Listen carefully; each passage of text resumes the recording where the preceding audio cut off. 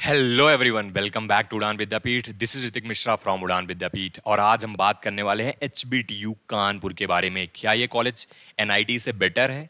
क्या इस कॉलेज की प्लेसमेंट एनआईटी से बेटर है? ये कॉलेज कहाँ तक मिलता है? क्या नए कोर्सेज इस कॉलेज में ऐड हुए हैं और कौन कौन सी ऐसी फैसिलिटीज़ हैं, कौन कौन सी इंपॉर्टेंट चीज़ें हैं जो इस कॉलेज में आपको देख के ही जाना चाहिए। और इस कॉलेज में अगर आप जाना चाहते हैं तो आपको क्यों जाना चाहिए, आज इस वीडियो में सारा कुछ कवर करने वाले हैं। और आपको एंड ऑफ द वीडियो आपको ये पता चल जाएगा कि क्या आपको इस कॉलेज में जाना चाहिए और इस कॉलेज में जाना कितना वर्थ इट रहेगा, क्या जो रिटर्न ऑफ इन्वेस्टमेंट है वो इस कॉलेज का आपको मिल रहा है कि नहीं। बट उससे पहले सबसे पहले मैं सल्यूट करना चाहता हूं अपनी इंडियन फोर्सेस को, जिन्होंने हमारी शहादत थी, जो कायराना हरकत पाकिस्तान ने की थी, उसका बदला लिया और मुंह तोड़ जवाब दिया। यहाँ पे मुझे कुछ लाइनें याद आती हैं कि रामधारी सिंह दिनकर जी ने रश्मि रथी में लिखा था कि हितवचन नहीं तूने माना, मैत्री का मूल्य न पहचाना, तो ले मैं भी अब जाता हूं, अंतिम संकल्प सुनाता हूं। याचना नहीं अब रण होगा, जीवन जय या कि मरण होगा, टकराएंगे नक्षत्र निखर, बरसेगी भू पर वही प्रखर, फणशेष नाग का डोलेगा, विकराल काल मुंह खोलेगा, दुश्मन रण ऐसा होगा फिर कभी नहीं जैसा होगा। तो इस बार का जो जवाब है ना, वो पाकिस्तान को हमेशा याद रहेगा। और एज अ स्टूडेंट जो लोग भी मुझे देख रहे हैं, जो भी मुझे देख रहे हैं, आपकी और हमारी एक रिस्पॉन्सिबिलिटी बनती है अपने नेशन के लिए। हमारी इंडिविजुअल कंट्रीब्यूशन कितना है हमारे देश के ग्रोथ में, हमारी देश की सुरक्षा में, हमारे देश की जो ओवरऑल जो हम सोचते हैं एक तरीके से जो तरक्की में हमारा क्या योगदान है। तो हर एक इंडिविजुअल का अपना योगदान होता है और हमारा जो स्टूडेंट देख रहे हैं उनका योगदान ये है कि आप अच्छी शिक्षा लेकर अपने देश के लिए जो तरक्की यानी टेक्नोलॉजी और ऐसी ऐसी चीज़ों का इन्वेंशन करो जो आगे चल के आपके देश को उन्नत बनाए। इजराइल का एग्जाम्पल आप ले सकते हो, वो देश कैसे ही कितने कम टाइम में अपने सेल्फ डिपेंडेंट होके टेक्नोलॉजी और अपनी एजुकेशन के दम पे आज एक अच्छी शक्ति के रूप में उभर के आया है। तो हमें भी as a Indian student, as a Indian citizen, as जो भी नागरिक देख रहे हैं, उनकी कुछ रिस्पॉन्सिबिलिटी बनती है और उस रिस्पॉन्सिबिलिटी को निभाना है और अपने देश को गर्व महसूस करवाना है।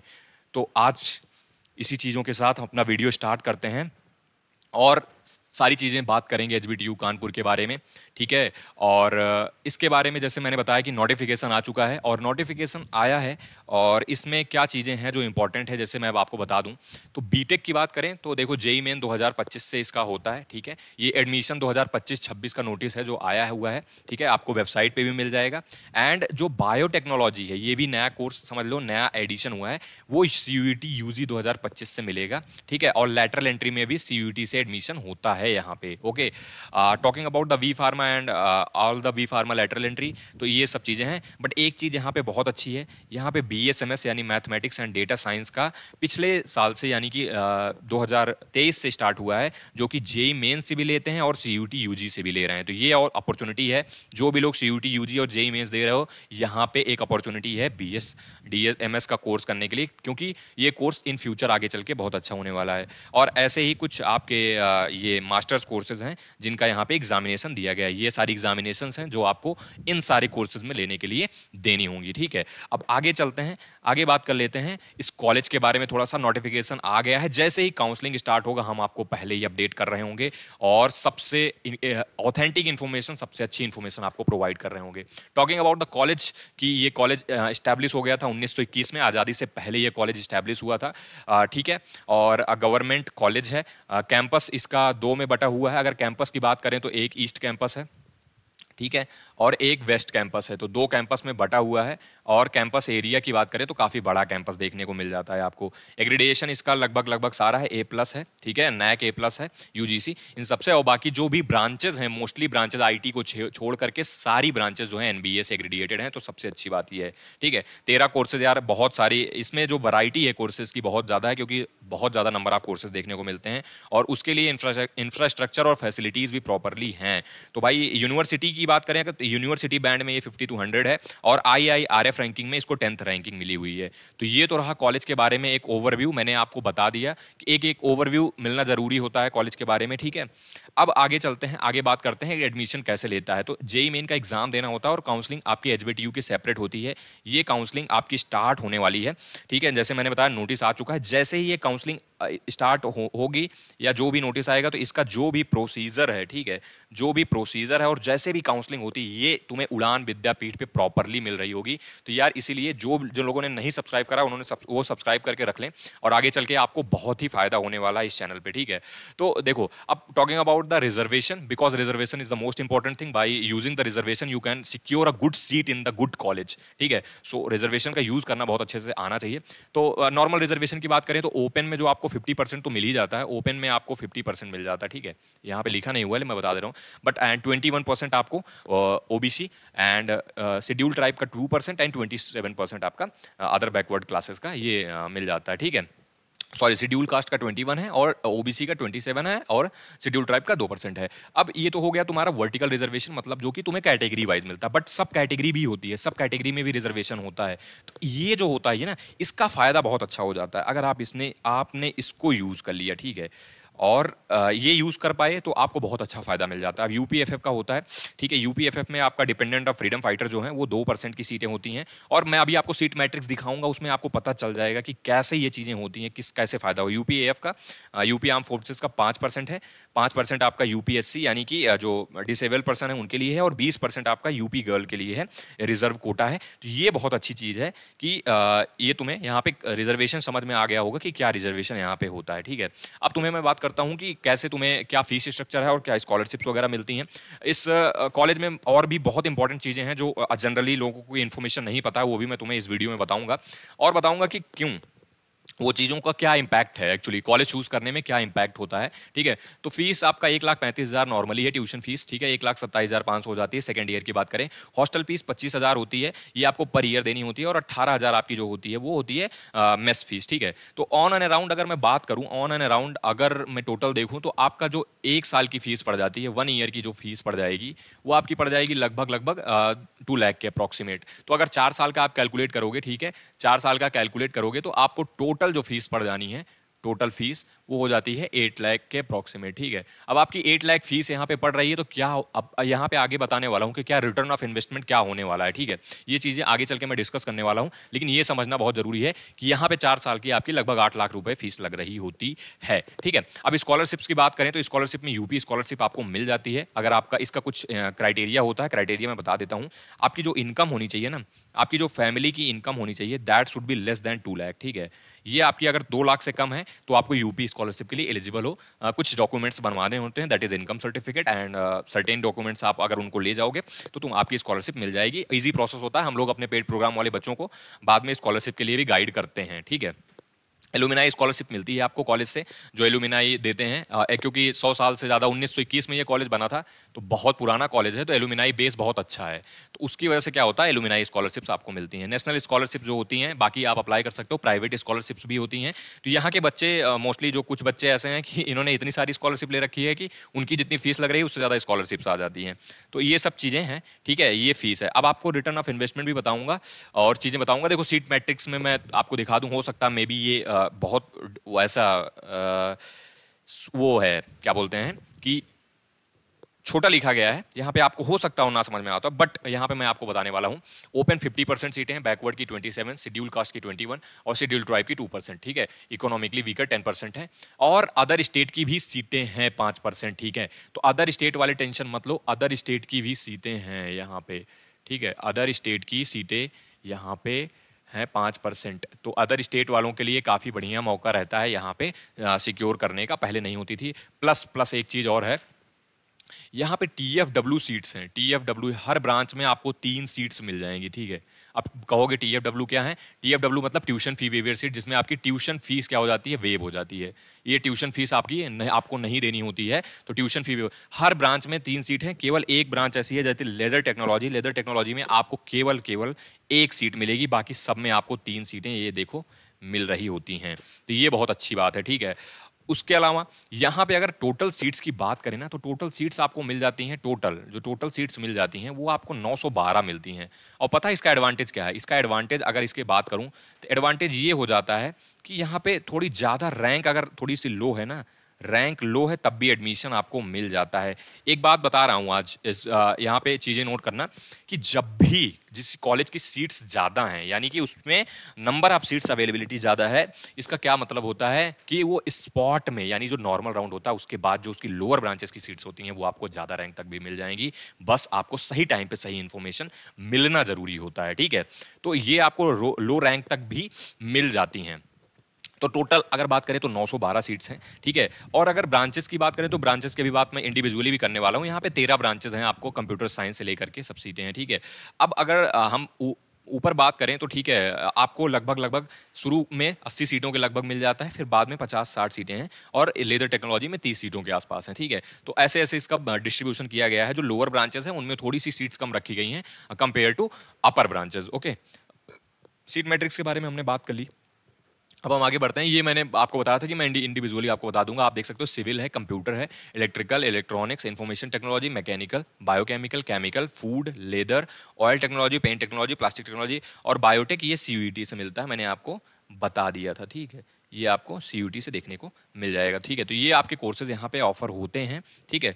अब आगे बढ़ते हैं हम लोग। कोर्सेज के बाद बात कर लेते हैं एनआईआरएफ का। एनआईआरएफ एक ऐसी चीज़ है जो हम ऑफिशियल कह सकते हैं या ऐसा कह सकते हैं कि जो कॉलेज डेटा जो है वो प्रोवाइड कराता है किसको, गवर्नमेंट्स को, या सबमिट करता है। तो उस कॉलेज से हमें 2-3-4 चीज़ें पता चल रही होती हैं। पहला तो हमें सबसे इंपॉर्टेंट परसेंटेज प्लेसमेंट पता चल रहा होता है, कितने स्टूडेंट ग्रेजुएट हुए, कितने स्टूडेंट प्लेस हो गए। सो उससे क्या होता है ना, एक आपको एक आइडिया मिल जाता है कि हाँ कितना परसेंटेज प्लेसमेंट हो रहा है। ऑल्दो बहुत सारे कॉलेज अलग से भी बताते हैं, बट ये एक अच्छा वे होता है पता करने का। सो टॉकिंग अबाउट, और यहाँ पे मीडियन सैलरी भी पता चल जाती है। अब मीडियन सैलरी से पता चल जाती है कि जो भी स्टूडेंट प्लेस हुए हैं उनमें जो 50% स्टूडेंट हैं उनकी सैलरी इनसे ऊपर रही है लगभग, ठीक है। यहाँ से ये पता चलता है।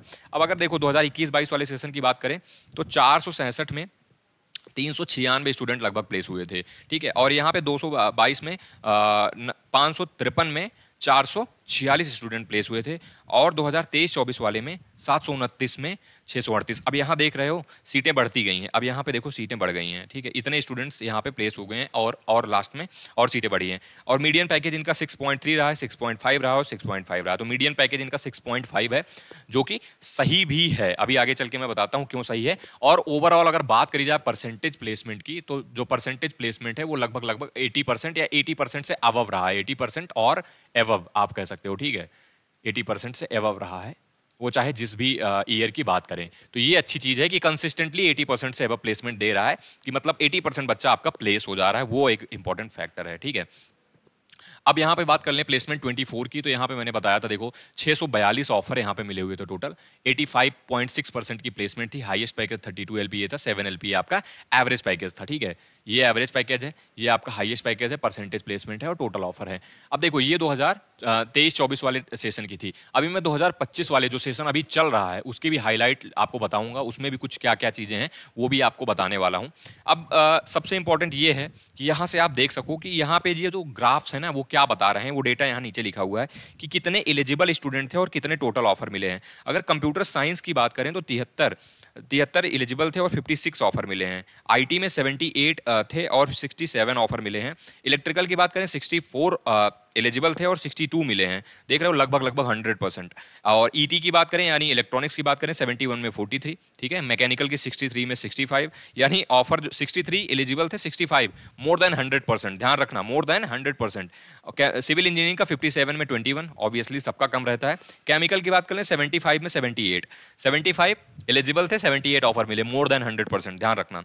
पीएल यानी कि प्लास्टिक आप 34 में 24, ऑलमोस्ट लगभग आपका 75, ठीक है। ओटी की बात करें 26 थे, 26 ऑफर मिले, मतलब 100% प्लेसमेंट, ठीक है। पेंट की बात करें 40 में से 38 ऑफर मिले, मतलब लगभग 100% प्लेसमेंट। एलटी की बात करें 17 में से 6 कम है, एलटी का कम होता है यानी लेदर का। बायोकेमिकल इंजीनियरिंग का 24 में 6 कम है। फूड टेक्नोलॉजी का 29 में 19 है, ठीक है। और एमसीए एमबीए की हम बात यहाँ भी नहीं कर रहे हैं, आप लोग देखना चाहे तो देख सके। मतलब आप ये समझो कि एक आपकी मैकेनिकल ब्रांच, ठीक है, एक आपकी ऑयल टेक्नोलॉजी ब्रांच, एक आपकी पेंट ब्रांच, एक आपकी केमिकल ब्रांच, इन लोगों के जो प्लेसमेंट्स हैं ना, आप देखो लगभग इलेक्ट्रिकल का भी, इन लोगों के प्लेसमेंट्स आप देखो ना तो लगभग लगभग 100% के अप्रॉक्सीमेट है। बाकी और भी जो ब्रांचेज हैं, क्योंकि बहुत सारी ब्रांचेज हैं, तो उनके प्लेसमेंट्स आपको लगभग 80%, 75 to 80% देखने को मिल जाते हैं। तो ये जो परसेंटेज प्लेसमेंट का डेटा है ना, ये बहुत इंपॉर्टेंट हो जाता है, इसीलिए मैं आपको इसको मैंने तसल्ली के साथ आपको समझाया बताया, ठीक है। और ये है कहाँ की कितने स्टूडेंट हुए हैं, ये सिमिलर डेटा था यहाँ पे जो मैंने आपको यहाँ पे बता दिया, ठीक है। अब थोड़ा सा और देख लो, अगर अगर पास्ट 6 ईयर का डेटा कंपेयर करो, अब यहाँ पे देखो उनके एवरेज पैकेज और हाईएस्ट पैकेज वगैरह देख लो, तो आप इस वाले ग्राफ पे आओ, ध्यान से देखो। हो सकता हो आपको ना दिख रहा हो, नहीं आई होप दिख रहा है, ठीक है। ध्यान से देखना, देखो पैकेजेस, देखो प्लेसमेंट देखना ही चीजें नहीं होता, प्लेसमेंट को एनालाइज करना होता है, पिछले साल की प्लेसमेंट्स को एनालाइज हो, लास्ट 6 ईयर का डेटा है ये, लास्ट 6 ईयर में आपको क्या मिल रहा होता है, ठीक है। अब देखो यहाँ 2017-18 में देखोगे तो 5.8 एवरेज था, ठीक है। यहाँ पे 6 हुआ 2019 में, 2020 में 7.17 हुआ, 2021 में 6.46 हुआ, और 2021-22 में 8.82 हुआ, 2022-23 में 8.25। तो एवरेज पैकेज की अगर बात करें तो बढ़ता चला आया है पिछले सालों में, ठीक है। और जो हाईएस्ट पैकेज है, देखो हाईएस्ट पैकेज मैं देखता नहीं हूँ जनरली, लेकिन अगर यहाँ देखोगे तो 17.5 था, 37 था, 60 था, 43.5 था, 44 था और 36 था, ठीक है। तो जो ओवरऑल बात करें तो इंप्रूवमेंट होता आया है, ठीक है, इंप्रूवमेंट होता आया है एवरेज पैकेज के लिहाज से बात करें। कंपनीज भी बढ़ी हैं, और 2022 वाले में तो सबसे ज्यादा कंपनीज आई थी, हालांकि वो तो सेशन सबसे अच्छा रहा था सभी कॉलेजेस का। अगर यहाँ पे परसेंटेज प्लेसमेंट की बात करें तो 2000 देखो 17-18 में 67% था, 2018-19 में 83.68 हो गया, 2019-20 में 75 हो गया, और 21 में 63, और 22 में 97, और 23 में आपका 84, और 24 में जो आपका हुआ है या 85% लगभग हुआ है, ठीक है। तो ये आपका परसेंटेज प्लेसमेंट रहा हुआ, और ओवरऑल एक एनालिसिस भी हो गई, क्योंकि ये क्या है, जरूरी है जब भी आप किसी कॉलेज का प्लेसमेंट देख रहे होते हो, उसका एक पूरी तरीके से प्लेसमेंट देखना जरूरी होता है, ठीक है। अब ये कुछ 2025 के हाईलाइट्स हैं जो हैं, ठीक है। यहाँ पे अगर बात करोगे स्टार्टिंग फ्रॉम, जैसे 10 ऑफर इनको मिले हैं सैमसंग, ठीक है, लगभग लगभग 12 LPA का ऑफर मिलता है यहाँ से, ठीक है, 10 और कुछ इंडिविजुअल और भी हुए हैं। रिलायंस की अगर बात करें तो 27 ऑफर है, ये केमिकल वाले बच्चों के लिए, मैकेनिकल वाले बच्चों के लिए, और जो टेक्नोलॉजी में और बच्चे हैं उनके लिए होता है। लगभग लगभग 7 to 8 LPA का यहाँ से पैकेज मिलता है आपको, ठीक है। आप देख सकते हो 27 ऑफर हैं, ये कुछ हाइलाइट्स हैं। आरती इंडस्ट्रीज में आप देख सकते हो यहाँ पे 7 पॉइंट या समथिंग ऐसे कुछ ऑफर मिलता है, ठीक है।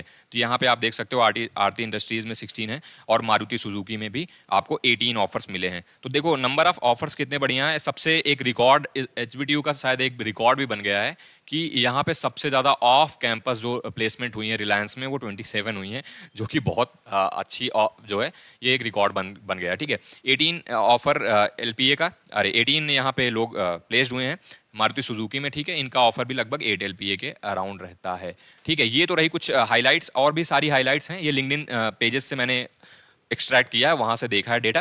And talking about this one, क्योंकि इसको मैं अलग से क्यों लिखा हूं, क्योंकि ये मीजो में प्लेस्ड हैं।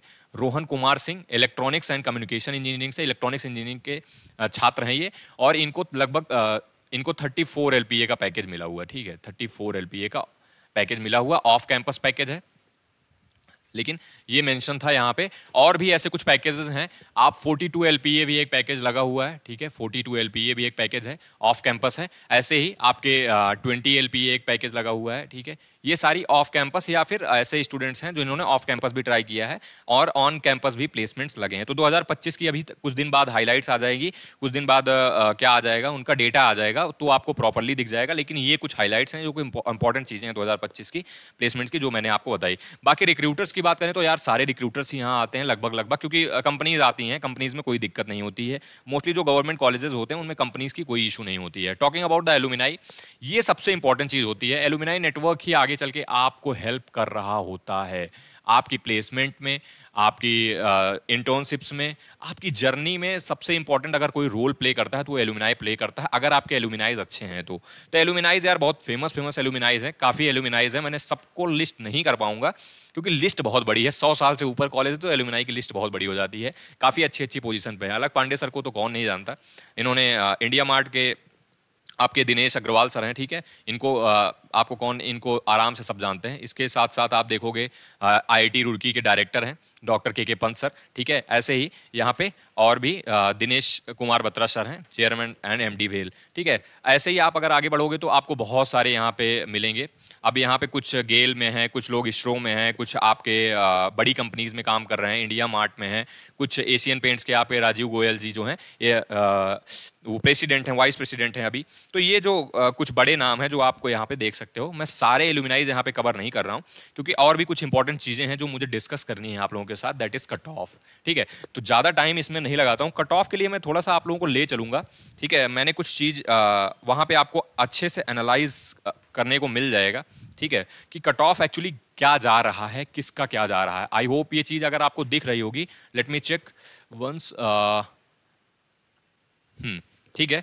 तो अब देखो यहाँ पे अगर हम बात कर लें, ठीक है, यहाँ पे मैंने सारी ब्रांचेस का कट ऑफ लिख रखा है। अगर आप प्लास्टिक टेक्नोलॉजी या ऐसे ही बात करो तो लगभग आपका सारा डेटा है। अगर थर्ड राउंड की मैं बात करूँ तो थर्ड राउंड में आप फूड टेक्नोलॉजी में देखोगे क्लोजिंग जो हुई है 1,33,000 पे हुई है। पेंट टेक्नोलॉजी की क्लोजिंग 99,000 पे हुई है, ठीक है। अगर सिविल इंजीनियरिंग की बात करें तो 81,000 पे क्लोज हुआ है। और ऐसे ही यहाँ पे पूरा कट ऑफ यहाँ पे मैंने मेंशन कर दिया है, ये ओपन कैटेगरी के लिए है। अगर आप बैकवर्ड कैटेगरी के लिए जाओगे, ठीक है, आप अगर ओबीसी के लिए चूज करना चाहते हो तो आपका ओबीसी का कट ऑफ आ जाएगा यहाँ पे। अब यहाँ पे आप देख सकते हो, यहाँ पे कंप्यूटर साइंस इंजीनियरिंग जो है 41,000 पे क्लोज हुई है और इलेक्ट्रिकल इंजीनियरिंग जो आपको 64,000 तक मिली है। ऐसे ही अगर हम बात करें इंफॉर्मेशन टेक्नोलॉजी की तो 49,000 पे क्लोज हुई है। तो 49,000 तक आपको IT मिल रही है। तो अगर आपको कोई अच्छा NITs में CSE नहीं मिल रहा है Tier 2 में, तो क्या कर सकते हो आप, ये कॉलेज ऑप्ट कर सकते हो। और बिलीव मी, Tier 2 NITs के बाद जो भी NITs आपको मिल रहे हैं उनसे बेटर प्लेसमेंट ये कॉलेज आपको देगा, ठीक है। ये चीज की अश्योरिटी है, ओके। क्योंकि यहाँ के जो प्रीवियस ट्रेंड्स हैं और प्रीवियस जो प्लेसमेंट्स रहे हैं उसको एनालाइज करके ही मैं आपको ये चीजें बता रहा हूँ, ये सजेस्ट कर रहा हूँ,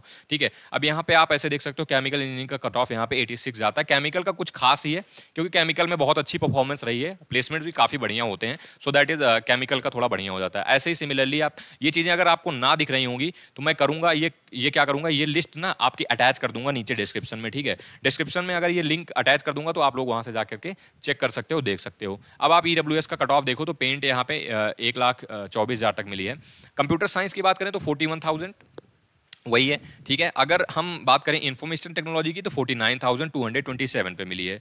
और इलेक्ट्रॉनिक्स की अगर बात करें हम तो इलेक्ट्रॉनिक्स हमारी 57,311 पे मिली हुई है, ठीक है। ऐसे सिमिलरली एडिशनल राउंड का भी डेटा है। एडिशनल राउंड में थोड़ी ज़्यादा रैंक तक मिलता है। उसके बाद आता है स्पॉट राउंड, ठीक है। ये एडिशनल राउंड है। ये चीज़ें मैं अटैच कर दूंगा, आप लोग वहाँ देख लेना। हो सकता है यहाँ पे थोड़ा सा कम दिख रहा हो तो दिक्कत हो रही होगी, बट मैं क्या करूँगा, ये आपका PDF यहाँ पे अटैच कर दूंगा ताकि आप इसमें कट ऑफ हर कैटेगरी का है। इवन डिफेंस वालों का भी कट ऑफ है, गर्ल्स का भी कट ऑफ है, सबका कट ऑफ दिया गया है, ठीक है। अगर यहाँ बात करोगे कैटेगरीज की तो मैं आपको बताऊँ, बैकवर्ड का है, बैकवर्ड आर्म्ड फोर्सेस का है, बैकवर्ड गर्ल का है, ठीक है। EWS गर्ल का है, ओपन में ट्यूशन फीस का है, ओपन गर्ल का है, ठीक है। और ओपन में आपका फिजिकली हैंडीकैप का है, SC का है, SC आर्म्ड फोर्सेस का है, SC गर्ल्स का है, ST का है और ST गर्ल्स का है। तो सबका कट ऑफ यहाँ पे दिया गया है। मैं ये आपकी फाइल नीचे अटैच कर दे रहा हूँ डिस्क्रिप्शन में। यहाँ जाके क्या करो, आप ये फाइल देख लोगे तो आपको आइडिया लग जाएगा। अब ये तो हो गई कट ऑफ में आपकी ऑनलाइन राउंड की बात, ठीक है। अभी मैंने कर ली ऑनलाइन राउंड की बात, अब मैं करूंगा किसकी, स्पॉट राउंड की बात। और स्पॉट राउंड ऐसे नहीं, स्पॉट राउंड में कुछ चीजें आपको दिखा के बताने वाला हूं। सबसे पहले तो आप देखो ना, ये 2024 की स्पॉट की वैकेंसी की लिस्ट है, जो स्पॉट में कितनी वैकेंट सीटें थी उसकी लिस्ट है। तो अगर मैं टोटल वैकेंसी की बात करूं ना तो 291 टोटल वैकेंसी कितनी थी, टोटल हमारी थी 291। तो 291 हमारी सीट्स वैकेंट थी। आप देख रहे हो, अगर 291 सीटें हैं वैकेंट तो आपके मिलने का चांस कितना हो जाता। हालांकि ये जो येलो वाली चीजें आपको दिख रही होंगी, दैट इज जैसे IT के लिए 35,373, ये जो चीजें हैं ये ऐसा है कि इन्होंने एक बैरियर बना दिया था कि इससे ऊपर हम इस कैटेगरी को नहीं देंगे। और जनरली क्या होता है कि स्पॉट में क्या होता है, ओपन कैटेगरी ही माना जाता है, बट यहाँ पे इन्होंने कैटेगरी वाइज डिवाइड करके दिया है। ओपन के लिए अलग दिया है, OBC के लिए अलग दिया है, SC के लिए अलग दिया है, ST के लिए अलग दिया है, EWS के लिए अलग दिया है और ऑल इंडिया मतलब जो अदर स्टेट वाले हैं उनके लिए अलग से सीटें दी गई हैं। तो ये चीज़ अच्छी है कि भाई किसी के साथ कोई पार्शियलिटी नहीं है, जो भी आपकी कैटेगरी है उसमें आपको स्पॉट में भी फायदा हो रहा होगा, ठीक है। ये चीज़ समझो आप। तो अगर किसी अच्छे काउंसलर के गाइडेंस में आप स्पॉट अटेंड करते हो तो आपको सीट मिलने का चांस जो होता है वो लगभग लगभग यहाँ पे मिल जाएगी, ठीक है। सीट मिलने का चांस लगभग लगभग आपको हो जाता है, मतलब कि आपको सीट मिल जाएगी, ठीक है। ये बैरियर्स जो लगाए गए हैं, अब मैकेनिकल की बात करें तो यहाँ पे ओपन में वो लगाया 62,000 के ऊपर नहीं देंगे, ठीक है। अगर इस ओबीसी में केवल इलेक्ट्रॉनिक्स के ऊपर लगाया गया, क्योंकि सीटें जिसमें वैकेंट हैं सीटें उसमें, अब देखो सिविल के ऊपर कोई बैरियर नहीं लगाया गया, तो ओबीसी वाला कैंडिडेट अगर सिविल में ज्यादा रैंक भी लेके आ रहा है तो उसके ऊपर कोई बैरियर नहीं लगा, उसको मिल सकता है, ये चीजें समझो, ठीक है। एससी के ऊपर देखो केवल 2 ऐसी ब्रांचेज हैं, एक सीएससी पे बैरियर लगा हुआ है और एक इलेक्ट्रॉनिक्स पे बैरियर लगा हुआ है, बाकी पे बैरियर नहीं लगे हुए हैं। हालांकि सीटें देखो नीचे भी खाली हैं, अगर आपको थोड़ा बहुत भी दिख रहा होगा तो ध्यान दो, ये सीटें आपकी नीचे भी खाली हैं। 56 सीटें खाली थी एससी कैटेगरी के लिए, ओबीसी के लिए 86 सीटें खाली थी, ओपन के लिए 88 सीटें खाली थी। ऐसे अगर बात करें एसटी के लिए 6 और ईडब्ल्यूएस के 34, ये नंबर बहुत बड़ा होता है भाई स्पॉट के लिए, ठीक है। स्पॉट अगर आप अटेंड कर रहे हो तो उसके लिए ये नंबर बड़े होते हैं। तो वही मैं कह रहा हूं कि अगर आप अपनी कैटेगरी, सबसे पहले तो कैटेगरी का एडवांटेज यहां भी आपको स्पॉट में भी मिल जाएगा, ठीक है। और दूसरी चीज ये है कि अगर यहां पे आप बैरियर हटा दो और अगर सही इंफॉर्मेशन आपको टाइम से मिल गई तो स्पॉट क्या होगा, आपको स्पॉट में आपको अच्छे से ये कॉलेज में एंट्री मिल जाएगी, ठीक है। ओके, अब थोड़ा बात कर लेते हैं हॉस्टल्स वगैरह के बारे में। तो मेजर कंसर्न रहता है बच्चों का कि हॉस्टल्स कैसे मिलते हैं, कितनी सीटें हैं। तो हॉस्टल्स वगैरह की ऑक्यूपेंसी ठीक है, सब कुछ है, यहाँ पे सीट्स वगैरह दी गई हैं, यहाँ पे आपको प्रॉपर चीज़ें दी गई हैं। हॉस्टल्स वगैरह ईस्ट कैंपस में कितने हॉस्टल हैं, वेस्ट कैंपस में कितने हॉस्टल हैं, ठीक है। और ये यहाँ पे सीट ऑक्यूपेंसी है, हॉस्टल्स आपके ठीक हैं, यहाँ पे आपको जो खाना वगैरह मिलता है वो भी ठीक ठीक मिल जाता है। तो कोई ऐसी एज सच कोई समस्या नहीं है, कोई दिक्कत नहीं है, ठीक है। और इस कॉलेज की एक और एडवांटेज पता क्या है, एक और एडवांटेज ये है कि ये जो है आईआईटी कानपुर जो है, आईआईटी कानपुर ये क्या है, इससे कोलैबोरेशन में रहता है। मतलब आईआईटी कानपुर से अगर बात करें, आईआईटी कानपुर से लगभग लगभग कोलैबोरेट करता रहता है, क्योंकि यहाँ पे ना आईआईटी कानपुर जो है पास में है, ठीक है। पास में होने का एक एडवांटेज मिलता है, क्यों मिलता है उसका बताता हूँ। यहाँ पे जो ई सेल्स होते हैं, लगभग लगभग ई सेल वगैरह और जो और भी चीज़ें होती हैं, वो क्या करते हैं, इनसे लगभग लगभग कोऑर्डिनेट करते रहते हैं या कोलैबोरेट करते रहते हैं, ठीक है। कोलैबोरेट करते रहते हैं तो काफ़ी सारा एडवांटेज मिलता है, या कुछ भी अच्छी चीज़ें होती हैं आईआईटी कानपुर में तो एचबीटीयू कानपुर को क्या कर सकते हैं, इन्वाइट करते हैं या कोलैबोरेट करते हैं, तो उससे काफ़ी अच्छा एडवांटेज मिल जाता है इस कॉलेज को, ठीक है। वो भी एक मेजर अच्छी एडवांटेज है मैं कह सकता हूँ, ठीक है। ये सब काउंसिल्स हैं, आप देख सकते हो, जो सब काउंसिल वगैरह जो जिनको एक्स्ट्रा करिकुलर एक्टिविटीज़ में अच्छा इंटरेस्ट है, हालांकि होना भी चाहिए। Extra curricular makes you develop your mind and आपको थोड़ा सा एक एक्सप्लोर करने में, आपको अपनी चीज़ों के बारे में भी जानने में काफ़ी हेल्प करता है, काफ़ी आपको डेवलप करने में हेल्प करता है। तो ये सब कुछ फेस्ट हैं, टेक्निका, अध्याय, हुंकार, आगाज, ठीक है, और संवाद पैक, ये सब आपके कुछ फेस्ट वगैरह हैं जो यहाँ पे होते हैं और जिनका एडवांटेज आप ले सकते हो, ठीक है। आई थिंक मैंने सारी चीज़ें आपके एचबीटीयू के बारे में लगभग लगभग कवर कर ली, और भी चीज़ें हैं बताने को, लेकिन सारा चीज़ें आप कवर नहीं कर सकते। कुछ एमओयूज़ हैं जो और भी कनेक्टेड, और भी कुछ साइन हैं। इंटर्नशिप्स में बच्चे लगभग लगभग परसेंटेज क्या है, लोअर ब्रांचेस की बात करते हैं लोग लोअर ब्रांचेस की बात करते हैं यहाँ लोअर ब्रांचेस में, लेकिन जो लोअर ब्रांचेस में जो प्लेसमेंट्स है और जो इंटर्नशिप्स है वो काफ़ी अच्छी जगह लग जाती हैं, तो कोई दिक्कत नहीं होता आपको। एक कम कॉलेज ऐसे देखने को मिलते हैं जहाँ पे क्या होता है, जहाँ पे कॉलेज में यानी कैंपस में कंपनीज आती हैं इंटर्नशिप देने, ठीक है। तो वो भी इसका एक एडवांटेज मिलता है इस कॉलेज का, ठीक है। तो यार वीडियो बड़ा हो रहा होगा, इसलिए मैं अब सारी और भी चीज़ें डिस्कस नहीं करूंगा, लेकिन एक चीज़ ज़रूर बताऊंगा कि अगर आपको काउंसलिंग से रिलेटेड कुछ भी दिक्कत है, या काउंसलिंग आपको हमसे करवानी है, या फिर आप चाहते हो कि आपकी काउंसलिंग में कोई दिक्कत ना हो और आपकी रैंक पे जो बेस्ट कॉलेज मिले, तो आप इन नंबर्स पे कांटेक्ट करो, ठीक है। कांटेक्ट करके पूछो, अगर प्रोग्राम एनरोल करना है तो पूछो आप कौन सा प्रोग्राम एनरोल करना चाहिए आपको आपकी रैंक पे, क्योंकि आपकी रैंक हो सकता है आपकी रैंक पे आपको इंडिविजुअली कहीं किस कॉलेज में अच्छा मिल रहा हो, तो वो चीजें आपकी मिस ना हो जाएं, क्योंकि यार 2 साल लगा के 3 साल लगा के आपने मेहनत करी है, उस रैंक को बर्बाद मत जाने दो। जो भी आपको बेस्ट मिल रहा है वो आप ऐसे ही नहीं छोड़ सकते, ठीक है। तो कंसल्ट करो, और जो लोग अगर हमसे कराना चाहते हैं कि हाँ भाई हमारी चांसेस ऑफ एरर खत्म हो जाए या अच्छी चीज़ें हो जाए, तो हमसे भी हमारी भी काउंसलिंग ज्वाइन कर सकते हो। नीचे आपको डिस्क्रिप्शन में मिल जाएगा, ठीक है। आप प्रोग्राम्स वगैरह मिल जाएंगे वहाँ पे आप जाके ज्वाइन करो और हमसे काउंसलिंग कराओ, तो आपको बेस्ट कॉलेज आपकी रैंक पे मिल जाएगा, इस चीज़ की अश्योरिटी है, ठीक है। आई होप ये वीडियो पसंद आया होगा यार। पसंद आया होगा तो लाइक वगैरह कर देना, और हाँ कमेंट कर देना आपको क्या क्या आगे के वीडियोस में चाहिए, और कौन कौन सी ऐसी चीज़ें हैं, इंपॉर्टेंट चीज़ें हैं जो हम आपके लिए कवर कर सकते हैं, और कौन सी ऐसी काउंसलिंग या कौन से ऐसे टॉपिक हैं जिस पे हम इन फ्यूचर आपके लिए वीडियो लेके आए हैं। चलो ठीक है, आई होप मैंने सारी चीज़ें कवर कर ली, और हाँ जिन्होंने सब्सक्राइब नहीं किया सब्सक्राइब कर लेना। ठीक है, मिलते हैं नेक्स्ट वीडियो में। टिल देन जय हिंद जय भारत।